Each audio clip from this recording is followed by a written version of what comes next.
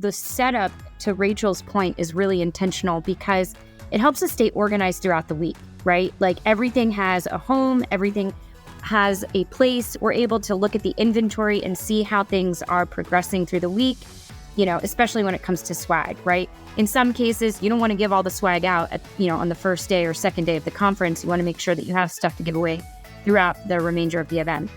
On the flip side, you also want to make sure that you're handing out, significant amounts so you're not, spending a ton of money just to ship all of the product back home.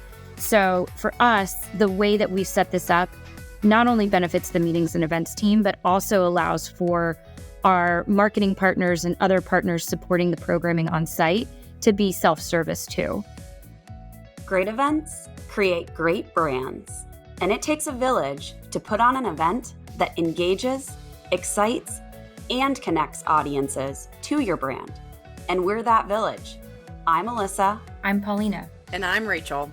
And you're listening to Great Events, the podcast for all people interested in events and marketing. What is going on, party people? Welcome to this week's episode of Great Events, a podcast by Cvent. My name is Paulina, and I'm joined by my amazing co-host, Rachel. What's up, Rach? What's going on, guys? So today we're going to take a different approach to the podcast conversation. We've been talking about how it's the fall event season. Everyone's kind of preparing for, trade show travel, annual conference travel. And with that comes this sort of theme of best practices around packing. And, there's so many ways to look at this. There's ways to pack for the event from a personal standpoint. There's ways to pack for the event from a, equipment, inventory, printing perspective, what needs to go on-site versus to different vendors. So we figured we would unpack all of that goodness. Unpack the pack. Unpack how to pack for your events that you have coming up this fall and winter season. And yeah, I feel like let's just get into it. I mean, we have actually a pretty prescriptive process in terms of how we think about our shipping, our packing, our printing manifest, particularly before our large conferences. And, for us, we leverage a pretty straightforward Excel. Hate to admit that it's Excel. There's nothing sexy about it, but it has columns for who's requesting a particular item to be packed, who's requesting something to be printed or designed, the volume, the quantity, what program area it's associated to. If this is something that has a cost associated to it, we'll have not only that program area, but perhaps that budget line item that it should be associated to. So for us, this starts, I want to say, pretty early on in the planning process. We leverage Slack. That's our preferred communication tool.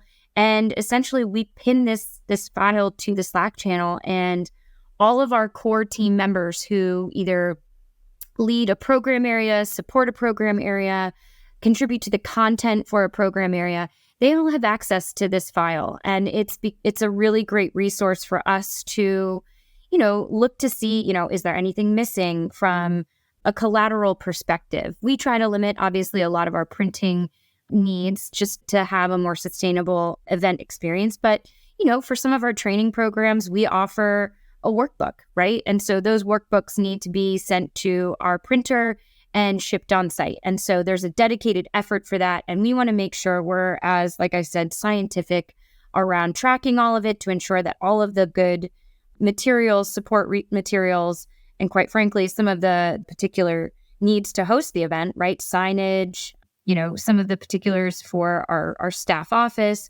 all of that makes it on site. And kind of with that, the print, what's the best way to say this? The pack, ship, and print manifest is essentially created.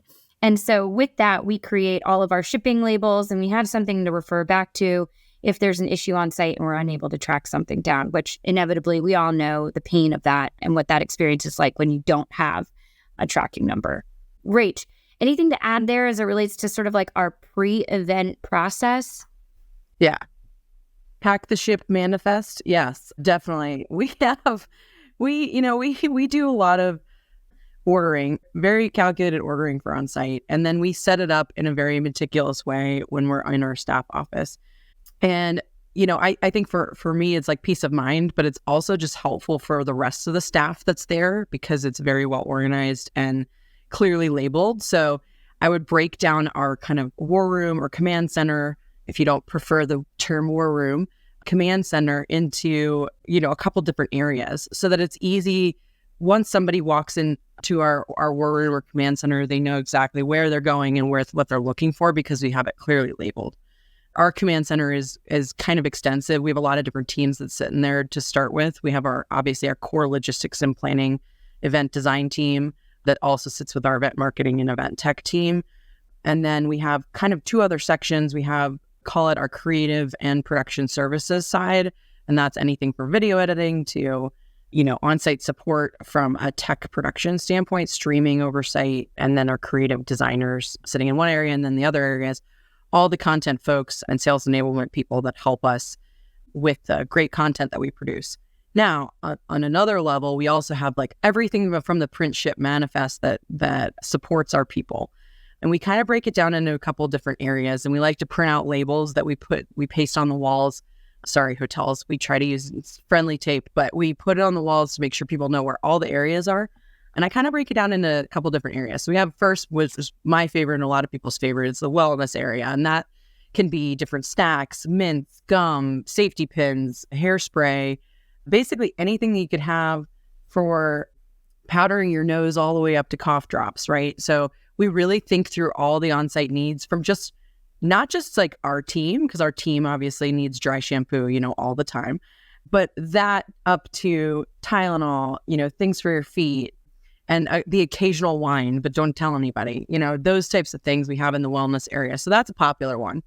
The second area I would say is the, let's call it the IT tech space. So we have, in the IT tech space, we have a printing station, we have mobile chargers, we have extra laptops, we have power banks for laptops, things like that our wonderful IT support team comes and helps set up to support both our staff, but also different programming areas throughout the conference that need that support. We try not to print too much on site, but when we do need a printer, it's really nice to have that station. The third station would be kind of our signage area, and that's even more fun because we line the signage up, and then we put signage on top of the signage to label what day and what programming area all the signage goes to. So it's a little bit meta, but we have signage for our signage area. The second to last thing would be our programming area. So we'll set up our different tables by the programming area. So if it's a customer area where, like our customer advocate area, we'll set up everything that they need for the entire conference. And that could be anything from signage to the giveaways. And then we do that by programming area. So like our Excellence Awards has an area, our another customer area, our tech demos, our tech tours, those all have different sections where people can clearly see in the room what's what. And then lastly, I think the sponsor area is kind of where other sponsors have shipped things. Now, I think Paulina mentioned we do ship a lot of things to our general contractor because it does save shipping costs and handling fees if we do that directly. So that's a pro tip. If you don't already do that, you should be working with your GSC to do those things. But yeah, it's a very well thought out room. And this comes with, years and years of experience doing these massive war rooms, but we have a very extensive process. So I think that was what you were looking for, but we are very strategic when it comes to that. Yeah. Love it. And, one of the, just like you mentioned, the general shipping to the general contractor, this also is another good best practice. If you're not able to ship things to show site, if you have a tight turnaround window to get access to some of your items, having your general contractor be able to deliver them and unpack them in a pretty timely fashion is beneficial too. So you've heard how we think about our, packing experience for our conference. The setup, to Rachel's point, is really intentional because it helps us stay organized throughout the week, right? Like everything has a home, everything has a place. We're able to look at the inventory and see how things are progressing through the week, especially when it comes to swag, right? In some cases, you don't want to give all the swag out at, on the first day or second day of the conference. You want to make sure that you have stuff to give away throughout the remainder of the event. On the flip side, you also want to make sure that you're handing out, significant amounts so you're not, spending a ton of money just to ship all of the product back home. So for us, the way that we set this up not only benefits the meetings and events team, but also allows for our marketing partners and other partners supporting the programming on site to be self-service too. So we've actually really leaned into it, and so have our partners, and we've seen just like a ton of efficiencies from it. And, when it comes to packing up, obviously we're in a really great place for an efficient pack up process. Nobody wants to be the last person taping the last box, 5 o'clock, hours after the event has wrapped. So we've made strides in terms of packing as we go, right? If a particular program's over, let's say you have an invite-only program, you could start to pack up all of the elements that took place or supported that programming in real time. We've seen efficiencies for that. It certainly helps us wrap much faster, and who doesn't want to do that, right?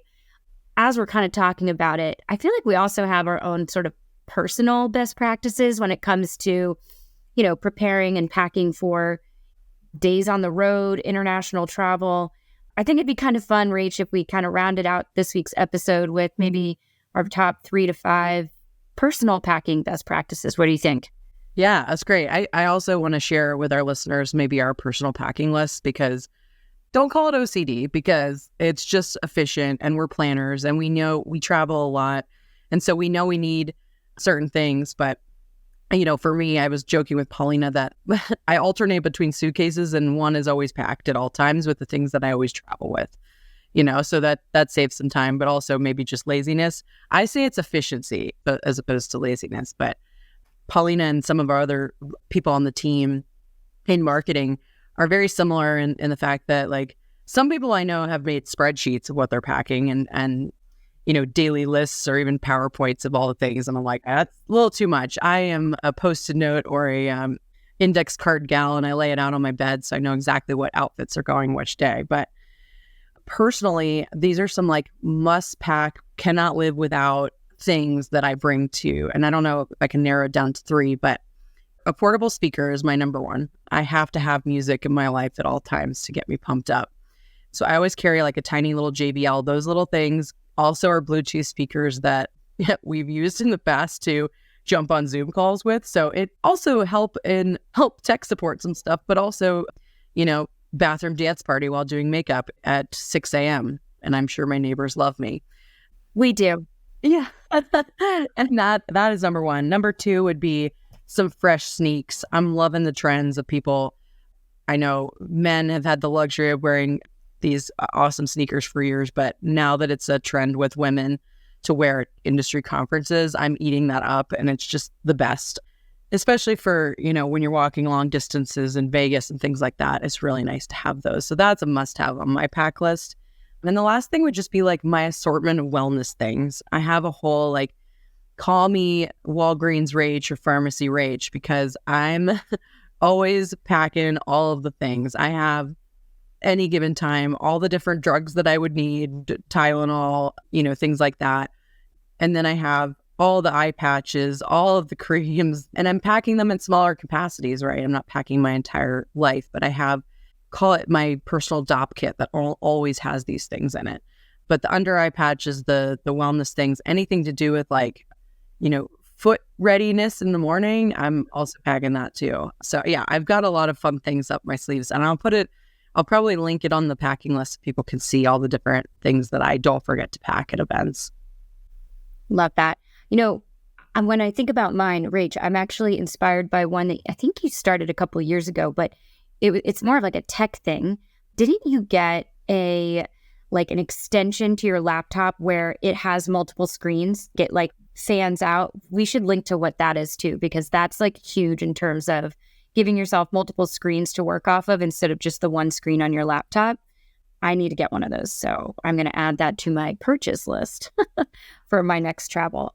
When it comes to my best practices for packing, I used to be the person who would throw as many outfits and as many pairs of shoes into a suitcase as possible. And I think, as I've become more mature in how I approach the day-to-day of every event, I've become a little bit more type A. I don't use a Post-it note, but I do use the note in my iPhone, and I make a day-by-day list of everything that I intend to wear There's the sort of conference day outfit. And then if there's an opportunity to change or freshen up, there's the conference PM outfit. And for me, this works really, really well. It helps me manage, not packing in excess. That's been something that I think has been a huge benefit. Someone gave me a piece of advice, if you're going on a really long trip, always pack for at least 2 weeks. If the trip's longer than 2 weeks, pack for 2 weeks in your carry-on. How travel has been recently, diverted flights, canceled flights, delayed flights. I think you can only benefit yourself if you always have at least one comfy outfit in your carry-on and one professional outfit. So that's a best practice for me. When it comes to wellness, I'm someone who is like all about hydration. I pack 1 to 2 extra water bottles. I've got the hydration spray for my face. Rach mentioned we're always in Vegas, right? And it is dry. I come from a very humid climate in the mid-Atlantic. So it's a big difference in terms of my wellness. So always bringing the face spray, always having water, hydration. Rach is always notorious for having hydration packets. Those are a great best practice to keep with you, because staying hydrated is really how you're staying awake and moving through the days of your event. From a tech perspective, I am notorious for having my phone die. So I am all about the portable chargers for my phone. Always try to bring an extra laptop charger. Every device I own, for whatever reason, it's probably because I'm always on all devices at all times. So they're always on, low battery. So having that extra juice is always going to be a huge benefit for me. But yeah, I think it'd be fun for us to link our packing best practices, maybe some of our example lists from the past events we've done over the last few years for you all to see and take inspiration from. I agree. I think if you break it down into clothes, wellness, and technology, I feel like you're going to be set up correctly. Yeah, agreed. Awesome. Well, we hope you all enjoyed this week's quick episode on unpacking how to pack for your events. As always, if you would like to be on the podcast, have a topic for us, or have a recommendation, DM us on LinkedIn, on Instagram, or send us an email at greatevents@cvent.com. Until next time, thank you.